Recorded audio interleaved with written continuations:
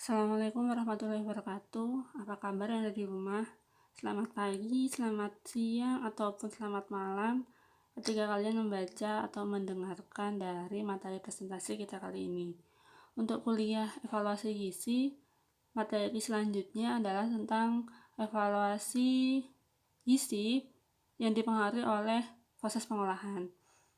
Setiap hari kita selalu makan kan, dan makanan yang kita makan itu pasti akan diolah, entah itu cuma direbus, dikukus, digoreng, dan lain sebagainya. Proses pengolahan itu tujuannya adalah untuk mempermudah tubuh mencerna makanan tersebut. Nggak bayangin sih kalau tiap hari kita harus makan wortel mentah misalkan, atau bayam mentah, atau ikan mentah. Semuanya pasti harus diolah.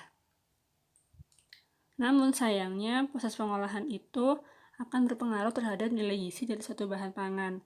Pasti akan berubah, ada yang menurun dan ada juga yang meningkat. Kok bisa gitu? Karena memang setiap jenis zat gizi spesifik, ada yang akan rusak oleh pemanasan misalkan, atau bisa saja dia tahan terhadap pemanasan. Pada kuliah kita hari ini, kita akan membahas sebuah jurnal di mana jurnal itu akan menjelaskan tentang pengaruh pengolahan terhadap kandungan gizi dari suatu bahan pangan. Oke, ini adalah jurnal yang pertama. Di jurnal ini menjelaskan tentang komposisi gizi dan zat anti gizi pada kacang hijau dari berbagai macam proses pengolahan tradisional. Semua orang pastinya sudah pernah makan kacang hijau kan, dan memang kacang hijau ini merupakan sumber protein yang cukup baik karena proteinnya itu mencapai 27%.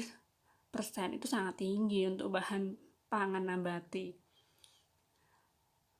Dan tujuan dari penelitian ini adalah untuk mengetahui efek dari proses pengolahan tradisional, misalkan seperti perendaman, perebusan, dan lain sebagainya pada komposisi nutrisi dan zat anti gizi dari kacang hijau. Nah, ini adalah perlakuannya. Ada raw itu berarti bahan mentah, sama sekali tidak ada treatment. Kemudian ada perendaman di air selama 12 jam dengan suhu 25 derajat Celcius. Kemudian ada penghilangan kulit kacang hijau yang warnanya hijau itu dihilangkan setelah direndam tadi. Kemudian ada perkecambahan, dikecambahkan dalam suasana gelap selama 3 hari. Kemudian ada perebusan selama 90 menit. Kemudian ada autoclave, itu seperti autoclave-nya yang di labnya Mas Puguh itu, suhunya 120 derajat Celcius selama 35 menit. Kemudian ada microwave selama 15 menit.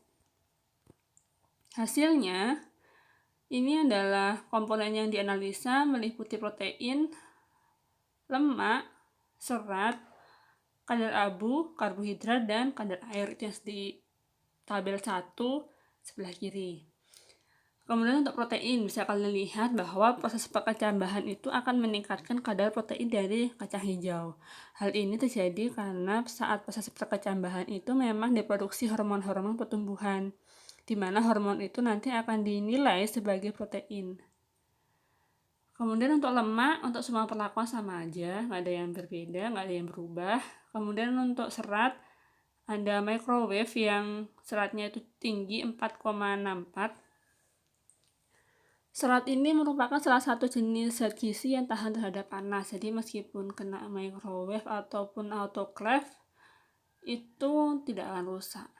Sedangkan untuk bahan yang lain, untuk pengolahan yang lain, misalkan seperti perendaman, ya zat gizinya dia bisa hilang selama proses perendaman, hilang terikut sama air.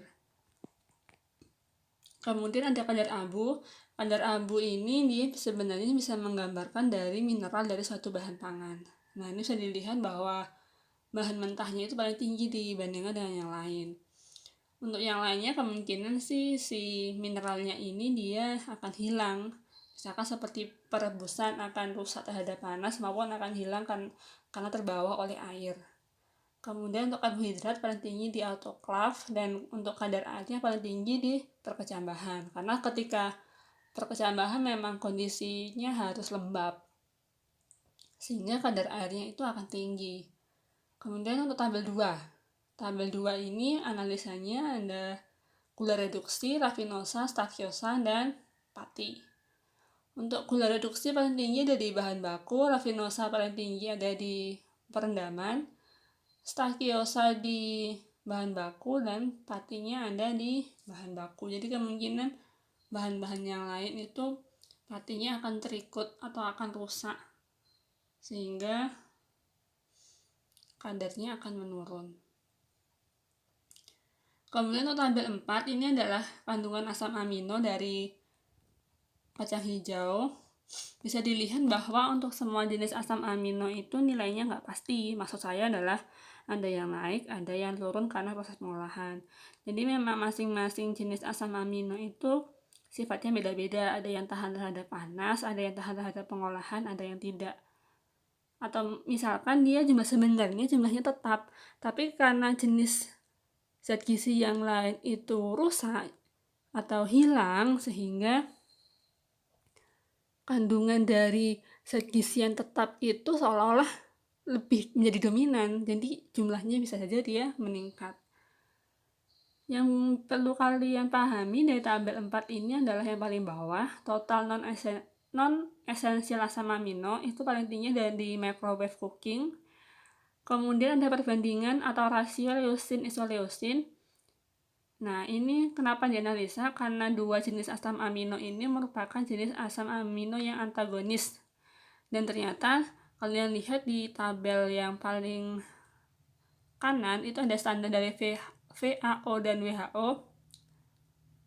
Itu untuk perbandingan leusin isoleusin paling baik adalah 1,8 banding 1, dan ternyata setelah hasil penelitiannya itu ya kurang lebih mirip-mirip atau mendekati angka tersebut. Jadi rasionya sudah bagus.